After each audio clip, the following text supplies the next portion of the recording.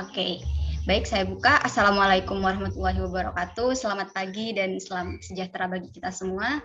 Terima kasih dan selamat datang saya ucapkan kepada kawan-kawan yang sudah meluangkan hari minggunya yang seharusnya ini weekend ya.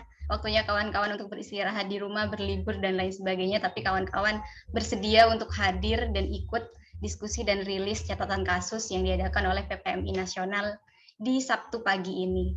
Saya ucapkan terima kasih kepada para narasumber yang sudah berkenan hadir. Ada Mbak Nini Rahayu di sini dari Dewan Pers. Terima kasih Mbak Nini. Kemudian ada Mas Ade Wahyudin dari LBH Pers. Terima kasih Mas Ade.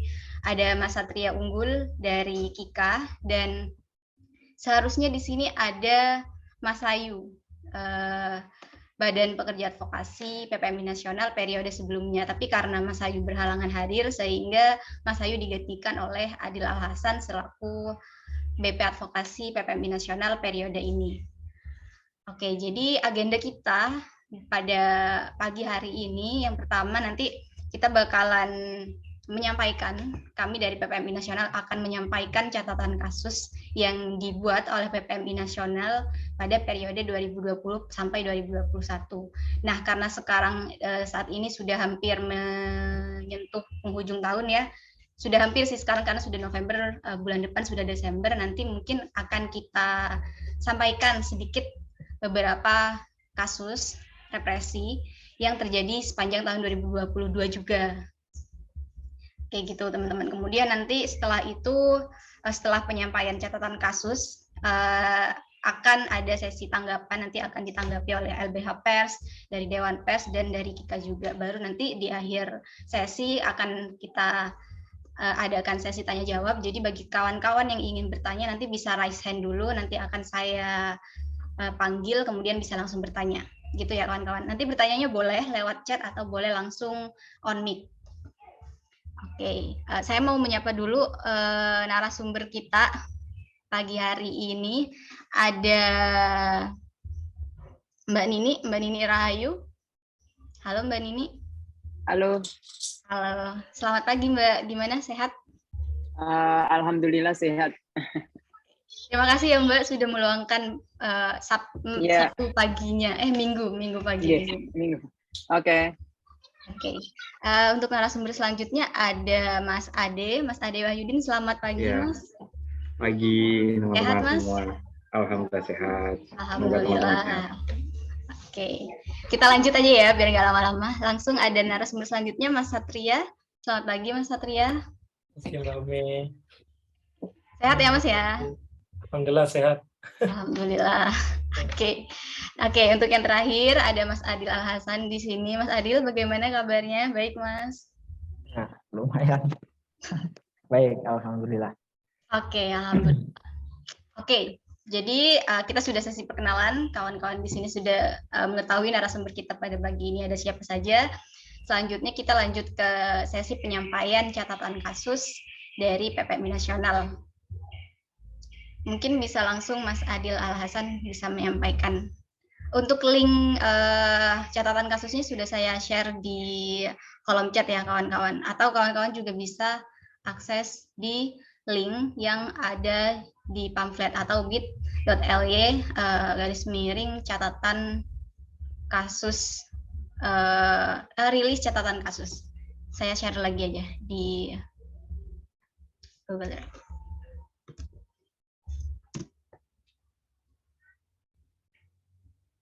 Oke, sudah saya share. Atau mungkin gini, sebelum ke Mas Adil, saya mau coba kasih beberapa sedikit pendapat saya lah tentang catatan kasus represi terhadap pers mahasiswa gitu. Jadi berdasarkan dari data yang dikumpulkan atau didapat oleh PPMI Nasional, tindakan represi yang diterima oleh pers mahasiswa itu semakin tahun semakin banyak gitu. Ada peningkatan di situ. Dan di situ juga kami dari pers mahasiswa agak kesusahan untuk bisa menangani itu karena ada banyak hal, salah satunya juga karena kami belum memiliki payung hukum yang benar-benar kuat gitu. Karena payung hukum yang biasa kami pakai sampai sejauh ini hanya sebatas kebebasan akademik dan UU Pers nomor 40. Kemudian ada juga statuta kampus dan lain sebagainya. Hanya sebatas itu. Tidak ada yang benar-benar kuat dan sangat mendasar gitu untuk kami para pers mahasiswa. Dan kemudian juga bahkan kebanyakan kasus represi yang dialami oleh pers mahasiswa itu justru dilakukan oleh pihak kampus itu sendiri gitu. Bahkan seharusnya pihak kampus yang melindungi kami karena kami juga mahasiswa ya. Jadi kalau mau nanya payung hukum yang seharusnya melindungi pers mahasiswa karena di sini masih ada embel-embel mahasiswa ya, justru seharusnya itu ya kampus gitu. Dan kita seharusnya nggak perlu menanyakan dan nggak perlu lagi memperjuangkan yang namanya payung hukum karena seharusnya kita juga sudah dibela sama kampus, kita sudah aman di dalam kampus. Tapi ternyata pada kenyataannya tidak sesuai dengan apa yang seharusnya terjadi.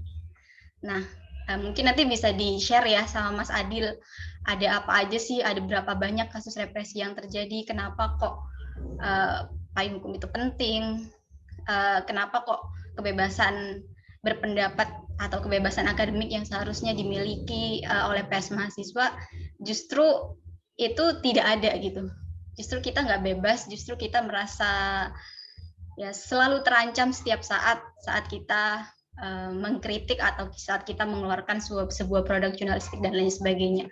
Mungkin kita langsung aja ya, biar nggak lama-lama ke Mas Adil. Mas Adil silahkan mungkin bisa di-share catatan kasus yang dimiliki oleh PPMI sejauh ini bagaimana? Silakan Mas Adil.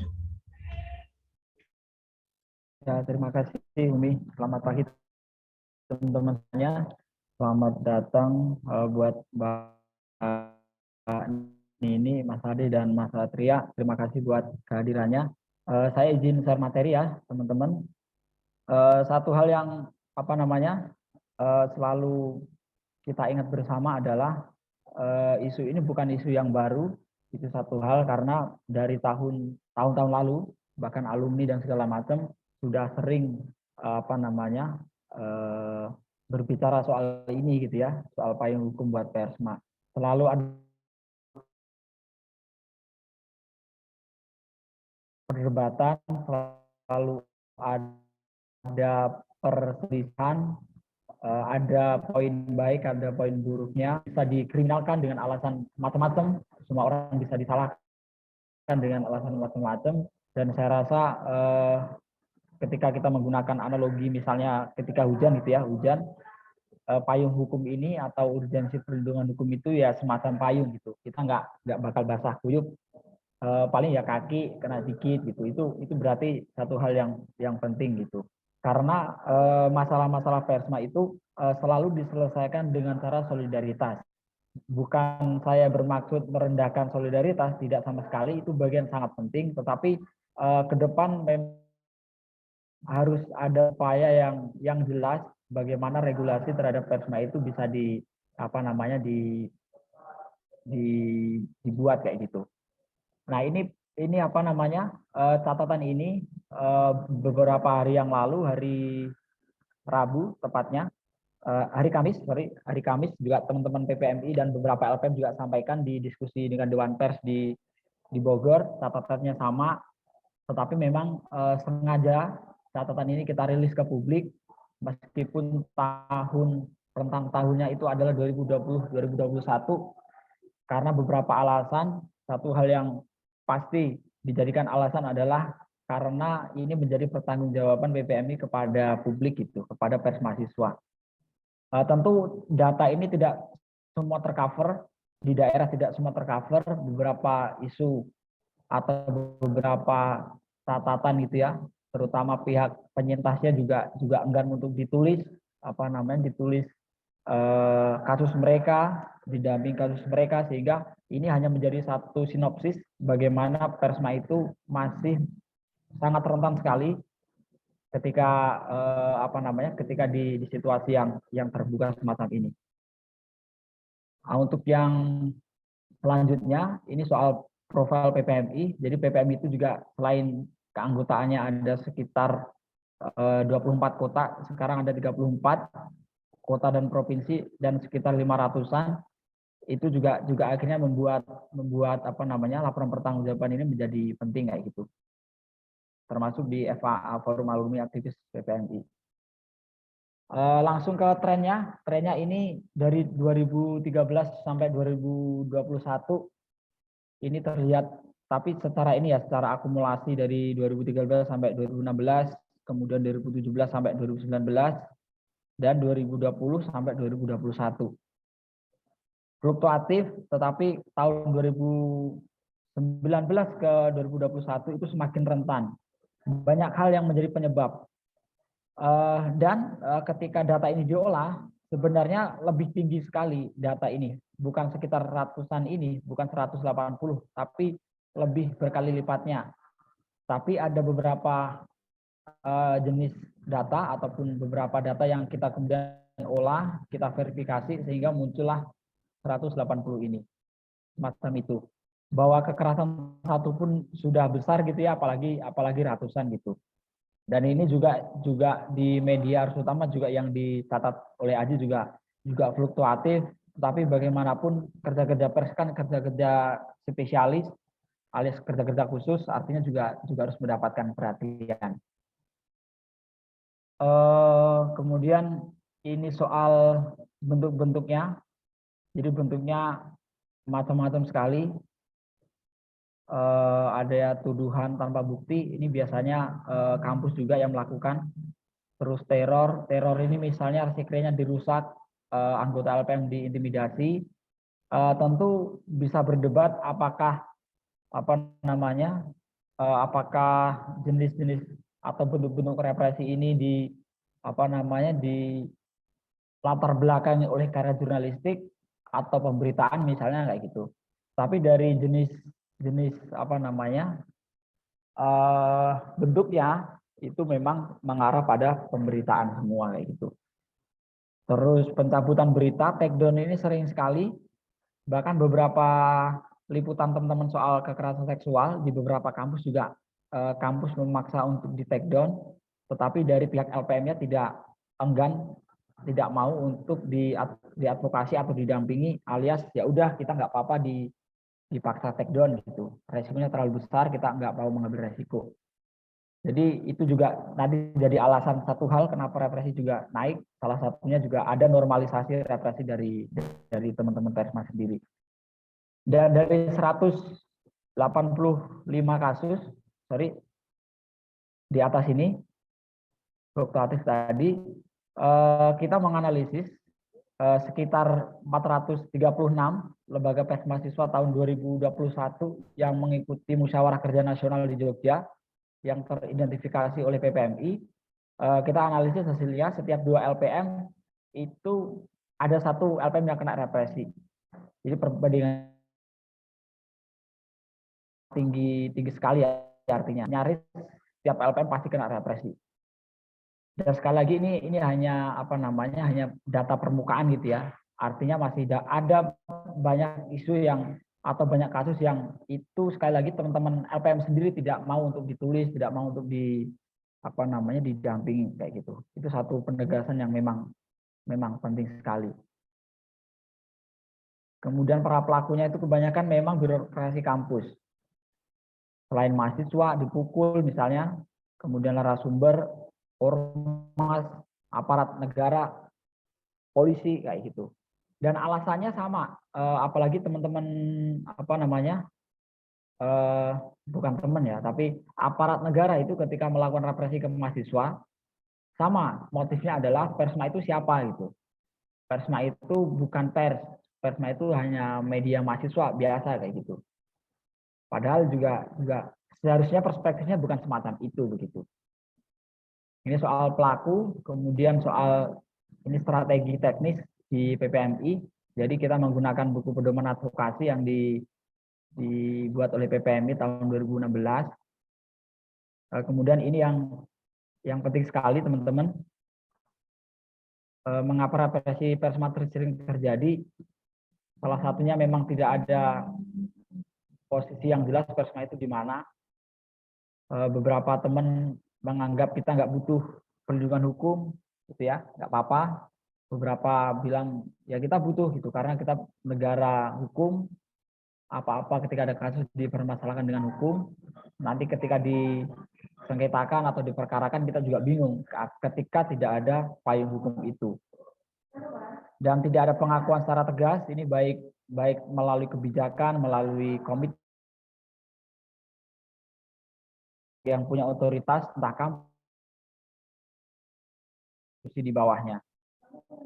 Kemudian ada delegitimasi.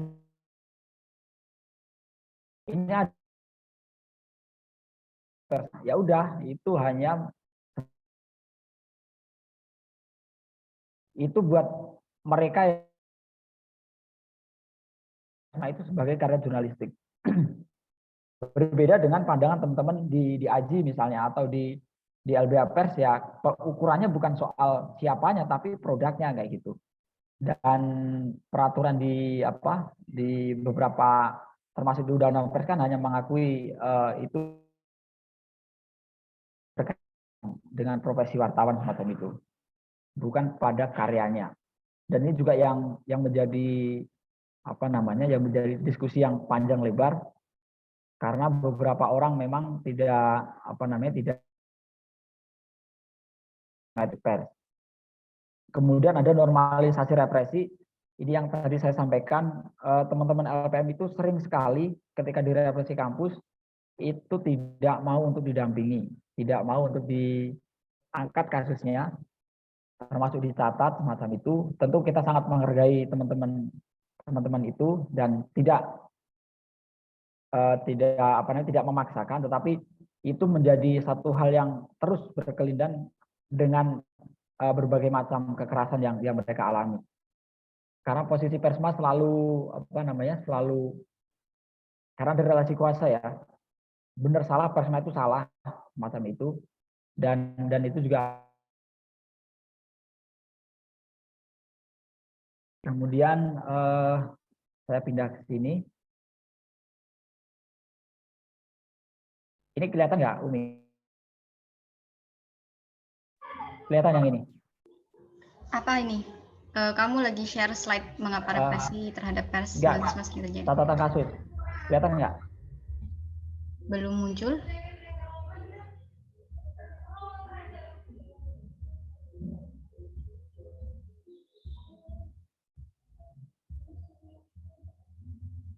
Kelihatan? Oke, sudah. Nah, ini ketika teman-teman nanti membuka tautan yang udah dibagikan, teman-teman akan mendapatkan PDF ini. Isinya soal narasi dari data-data tadi, termasuk beberapa analisis gitu ya, analisis sederhana. Kemudian ada catatan PMI nasional didampingi. Jadi di dalam advokasi PPMI itu memang tidak semua bisa diadvokasi PPMI karena proses advokasinya bottom up, hierarkis, tidak langsung ke nasional, tapi beberapa kasus yang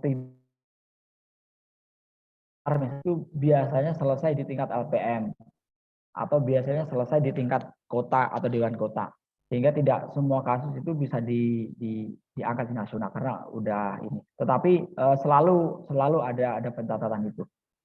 Dan di sini ada sekitar 10 kasus yang selama tahun 2020 dan 2021 didampingi. Teman-teman nanti bisa baca di catatan kasusnya.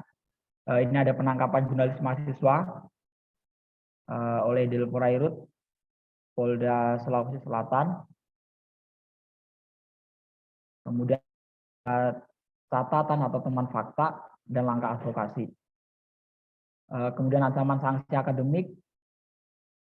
Nanti teman-teman bisa bisa dibaca ya atau dirilis kembali di media teman-teman. Kemudian ada pelemparan batu di kantor redaksi Universitas Negeri Makassar. Ini juga kemarin yang terjadi di teman-teman Dinamika Sumbar yang sekiranya juga dirusak oleh orang tidak dikenal. Kemudian ini di DO, teman-teman demonstran gitu ya, tapi selain perkara pers, BPM juga ikut mendampingi teman-teman yang dikriminalisasi atau melakukan atau mendapat,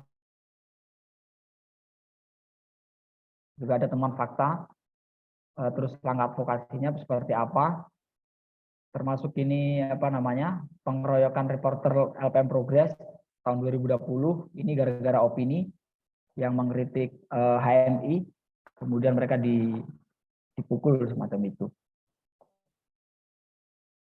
Kemudian ini kriminalisasi anggota LPM Siar yang dituduh vandal gitu ya. Terus ini ada kasus LPM Poros yang mereka diintimidasi gara-gara berita penjualan buku di kampus mereka. Kemudian ini LPM Teknokra. Kemudian dan seterusnya, nanti teman-teman bisa dibaca di slide itu. Begitu teman-teman, tapi sebelum saya akhiri, satu hal yang saya ingin tegaskan adalah ketika persma atau orang pada daerah, bukan berarti posisi orang itu mengemis gitu ya, meminta-minta, mengemis. Itu bukan itu perspektifnya, tapi itu bagian dari hak warga negara, bagian dari hak persma untuk mendapatkan perlindungan, karena bagaimanapun kerja-kerja persma kerja untuk publik, karena itu mendapatkan perlindungan yang maksimal semacam itu. Nah, nanti soal soal perkembangan dinamika usulan soal perlindungan persma ini yang kemarin juga disampaikan di forum di Bogor, itu nanti mungkin Mbak Nini bisa sharing di bagian yang lain semacam itu. Saya kira itu dari saya. Umi, terima kasih teman-teman. Saya kembalikan ke.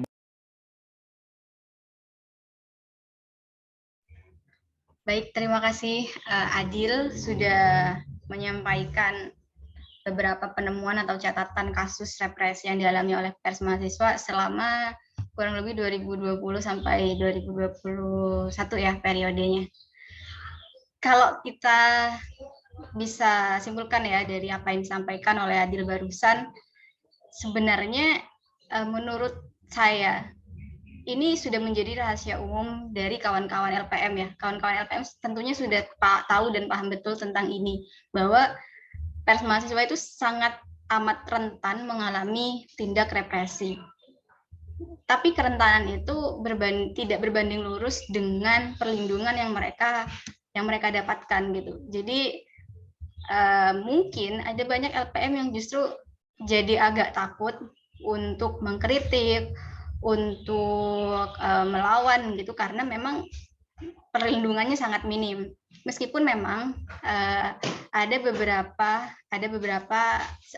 sebagian LPM yang berpendapat bahwa payung hukum itu nggak begitu penting, karena memang itu udah jadi identitas persma, karena ya itulah tantangan di persma gitu, kita melawan tanpa adanya perlindungan, itu identitasnya. Ada yang berpendapat seperti itu. Tapi di sisi lain ada beberapa LPM yang mereka mengalami represi dengan sebegitu besarnya, bahkan sampai dikriminalisasi dan dilaporkan ke polisi, berhadapan dengan meja hijau, bahkan dengan kampusnya sendiri nih, ada di pengadilan gitu, lawan kampus, mahasiswa lawan kampus di pengadilan karena sebuah berita. Itu kan suatu hal yang agak gimana gitu kan. Seharusnya kan kampus yang melindungi mahasiswanya, tapi kenapa ini kok justru mahasiswa dan kampusnya berseteru di meja hijau gitu. Nah, di satu sisi itu kita melihat dari fenomena tersebut,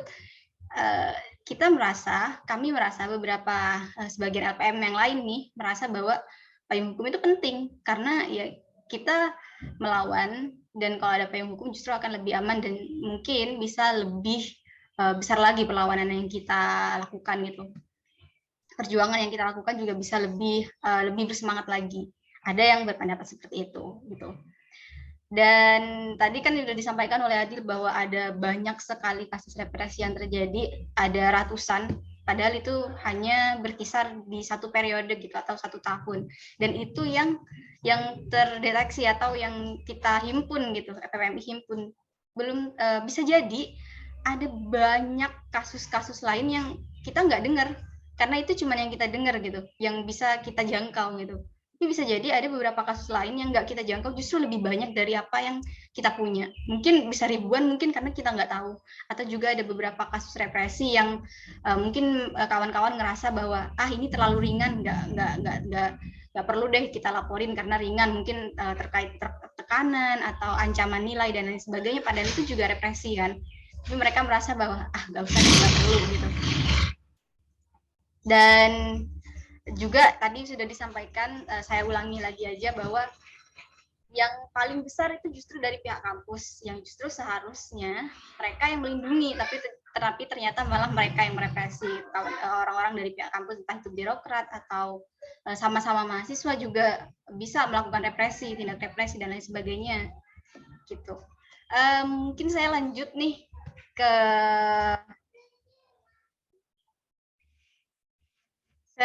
penanggap ya. Mungkin dari Mas Ade mau menanggapi terkait fenomena ini, terkait beberapa catatan kasus yang disampaikan. Ya, terima kasih Umi. Selamat siang teman-teman PPMI. Di sini ada Mbak Ninik, ada Mas Satria juga. Selamat siang. Saya izin mendahului gitu.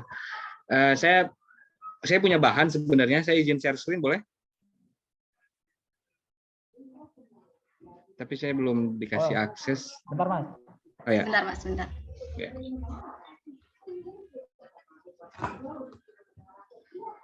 Udah? Oke.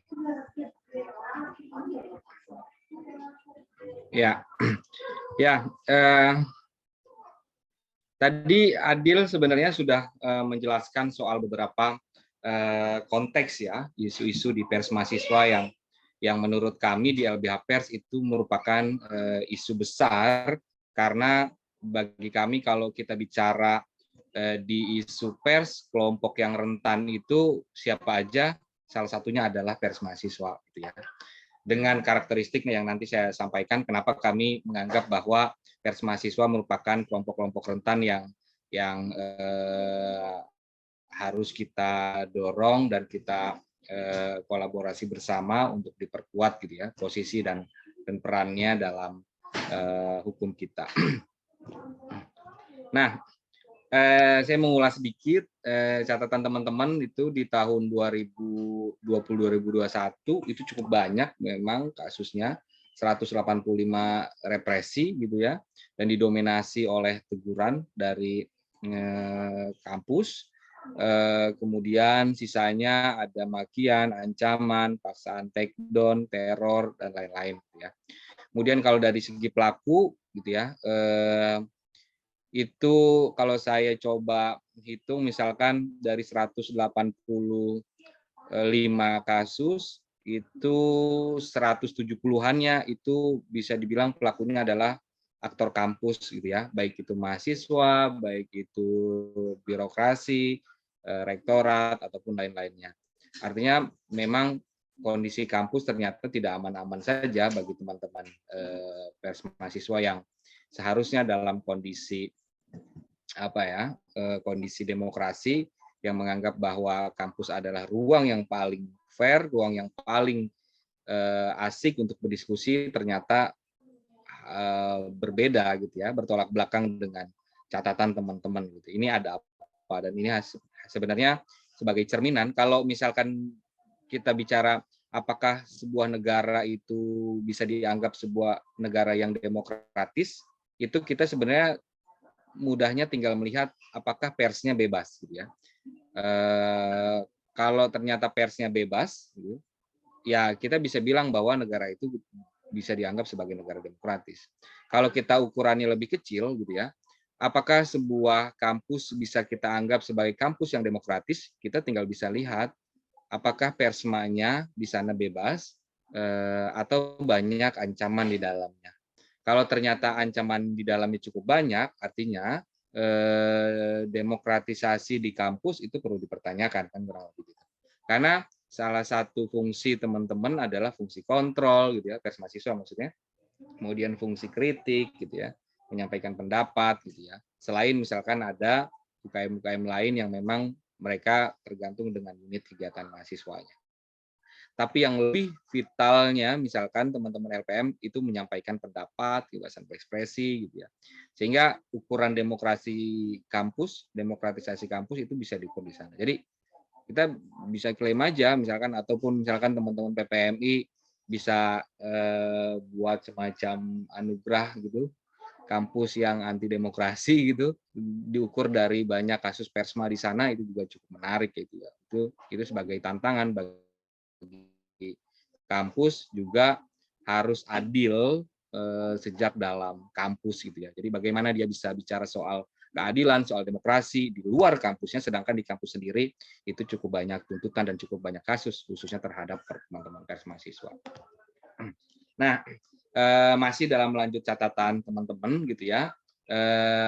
Saya meng-highlight beberapa. Pertama, tidak adanya pengakuan secara tegas dari otoritas ataupun institusi negara terkait dengan posisi pers mahasiswa. Kemudian normalisasi di kalangan pers mahasiswa sendiri karena ada relasi kuasa dengan kampus, sehingga represi itu terus berulang tiada henti. Ini menarik karena relasi kuasa itu sangat terlihat dan kental gitu, sehingga ini yang kemudian harus dicari celah ataupun dicari strategi bagaimana ini tidak kemudian malah mendegradasi ataupun bahkan mengekang teman-teman pers mahasiswa.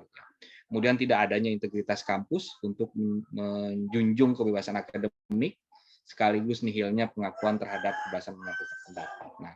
Nah, kurang lebih tadi soal itu tadi ya. Kalau kita mengukur sebuah kampus itu kampus yang demokratis, ya kita tinggal lihat aja ada nggak kasus-kasus persma di dalamnya. Gitu ya. Nah, saya masuk langsung ke tanggapan. Karena tadi cukup banyak menyinggung soal bagaimana posisi hukum, bagaimana ada kelemahan hukum, kekosongan hukum gitu ya, sehingga pers mahasiswa dianggap bukanlah pers, sehingga pers mahasiswa dianggap ya tadi ya kelas yang memang pinggiran daripada apa namanya pers mainstream, sehingga perlindungannya berbeda.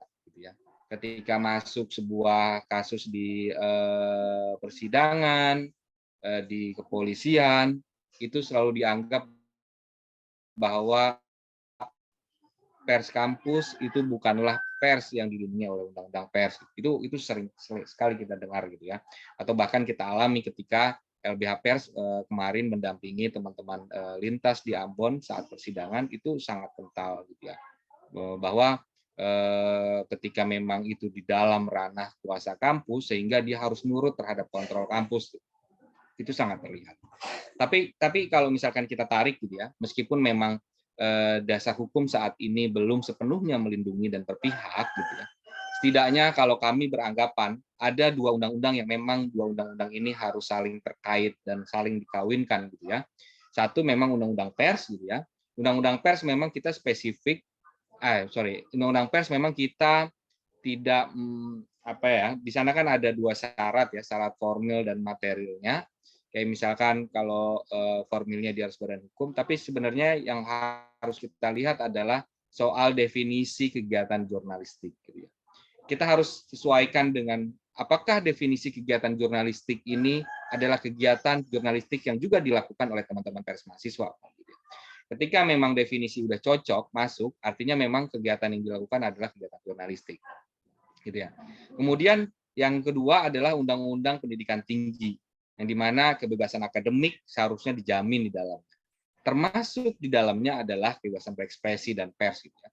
Karena ya Undang-Undang Pendidikan Tinggi menyebutkan gitu ya, mereka wajib melaksanakan prinsip-prinsip demokrasi dan hak asasi manusia, gitu ya. Bagaimana mungkin misalkan dia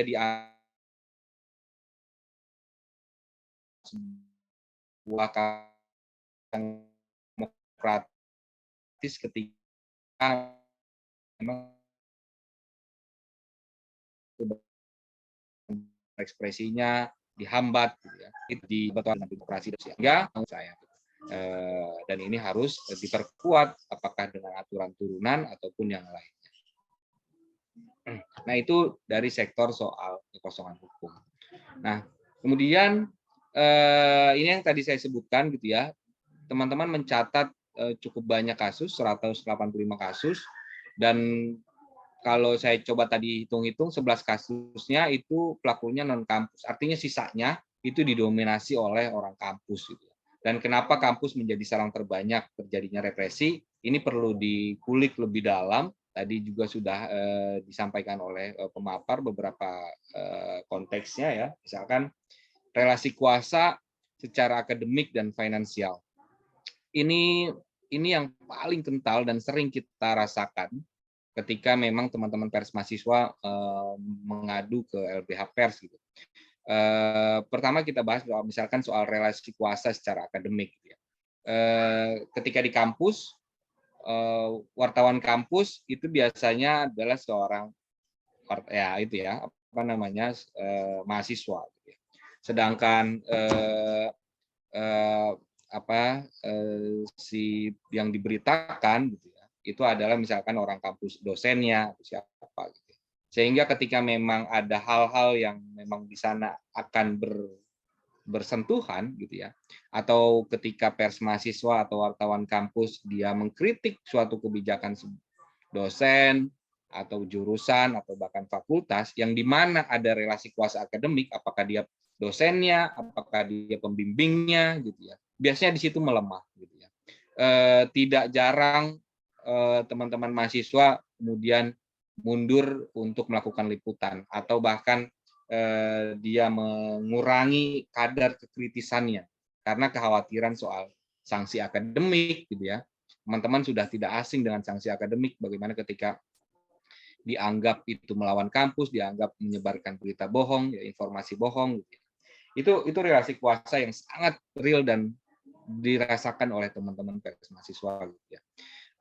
Ketika dia sudah menjelang skripsi bimbingan, kemudian ternyata pembimbingnya adalah salah satu petinggi dekan di sana gitu ya, dan kemudian akhirnya ada akses terhadap proses skripsi itu gitu. Itu relasi yang sangat real dan sering dirasakan. Dan seringkali si relasi yang kuasa yang lebih tinggi itu kadang juga mencampur adukan, mendominasi itu gitu ya, sehingga terjadilah kekerasan di dalamnya, apakah itu sanksi akademik ataukah yang lainnya gitu ya. Kemudian yang kedua, relasi kuasa secara finansial gitu ya. LPM itu unit kegiatan mahasiswa yang rata-rata disupport pembiayaannya dari kampus gitu ya. Sehingga dengan dominasi finansial ini, si pemberi dana itu merasa kuasanya lebih tinggi dan berhak untuk mengontrol. Itu yang seringkali terjadi.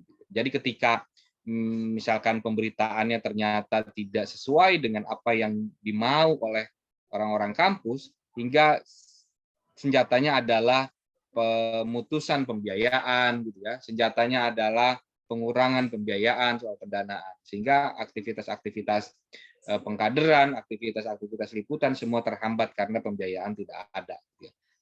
Relasi kuasa secara finansial ini, saya rasa teman-teman juga merasakan itu, gitu ya. Kemudian yang kedua, budaya anti demokrasi, anti kritik, gitu ya, dan belum berperspektif pers, ini pastinya terjadi, gitu ya. Dengan mereka tidak menerima masukan, gitu, dengan tidak menerima kritik, gitu ya, atau bahkan ketika memang ada info-info yang kemudian ternyata dianggap tidak akurat, tapi yang dilakukan adalah sanksi, bukannya secara hak jawab dan lain-lain, itu kan artinya belum berperspektif pers, gitu ya. Bagaimana fungsi pers itu dijalankan, ketika ada keberatan seperti apa. Kami melihat memang kampus masih belum memiliki perspektif yang cukup baik bagaimana mereka harus merespon pemberitaan gitu ya. Kemudian yang ketiga yang menurut saya ini sangat penting juga adalah ruang lingkup yang kecil membuat kerentanan bertambah. Kalau misalkan pers selain pers kampus atau pers mainstream gitu ya, mereka liputan isu yang sensitif, kemudian ketika dia bertemu dengan narasumber, dia bertemu dengan korban gitu ya. Setelah itu dengan pelaku gitu. Setelah itu selesai. Maksudnya bukan selesai. Setelah itu dia pulangnya lumayan jauh, dia nggak tahu tempat tinggalnya di mana gitu ya. Maksudnya si pelaku ini. Sehingga kerentanannya berbeda dengan kerentanan pers mahasiswa. Kalau teman-teman pers mahasiswa, liputannya di kampus, pelakunya ada di kampus, korbannya ada di kampus, gitu ya, pembacanya di kampus. Sehingga ketika ada yang merasa keberatan, ada yang merasa itu dirugikan, sasarannya itu sangat mudah untuk disasar. Kita tinggal datangi aja LPM-nya gitu ya, di lantai berapa, di gedung apa, itu udah kena ketahuan gitu ya. Ruang lingkup yang sangat kecil itu membuat kerentanan semakin bertambah. Kadang misalkan ketika sudah liputan, ternyata yang kita beritakan adalah dosen kita sendiri, ketemu lagi. Gitu ya. Kemudian ternyata yang kita beritakan adalah teman UKM yang lain, kita ketemu lagi.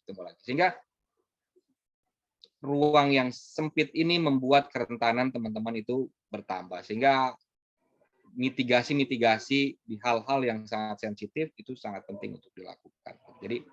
Jadi ini yang membuat kami bicara soal bagaimana pers mahasiswa itu cukup rentan karena memang ruang lingkupnya itu sangat sempit. Nah, kemudian kami di LBH Pers juga memasukkan bahwa jadi gini, tiap tahun kami merekam kasus-kasus kekerasan terhadap pers ya. Termasuk di dalamnya adalah pers mahasiswa.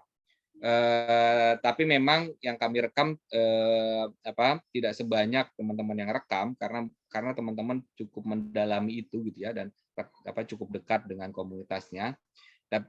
Jadi yang kami rekam itu di 2019 sampai 2022 itu terjadi 22 kasus kekerasan.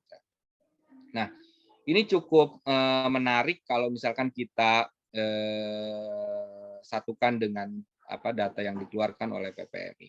Kalau misalkan teman-teman PPMI menyatakan bahwa kekerasan lebih banyak didominasi oleh kampus, ternyata di catatan LBH Pers di luar kampus juga cukup berbahaya, kurang lebih gitu ya. Jadi jangan kemudian ternyata kampus doang nih yang berbahaya gitu, intimidasinya di kampus. Tapi ternyata di luar juga teman-teman mendapatkan ancaman dari data yang coba kita rekam. Gitu ya.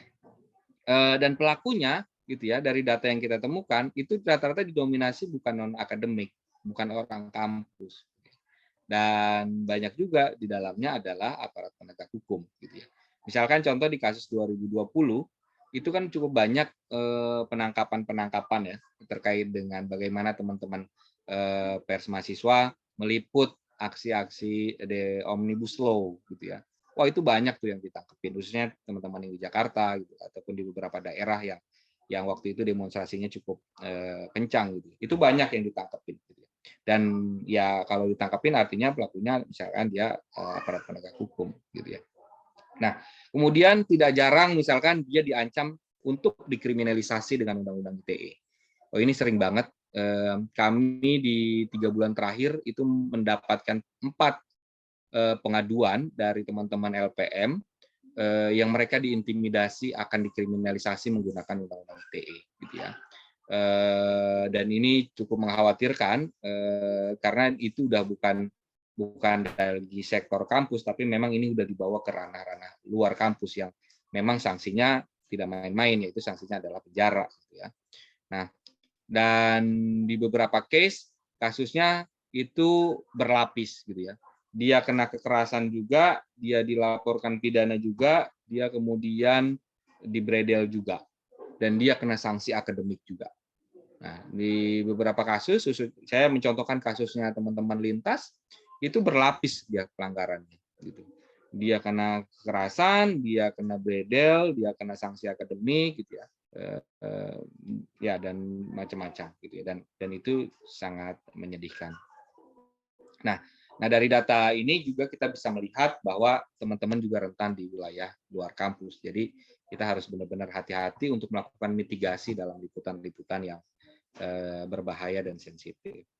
Nah, catatan evaluasinya pertama soal minimnya sensitivitas mitigasi ancaman kekerasan.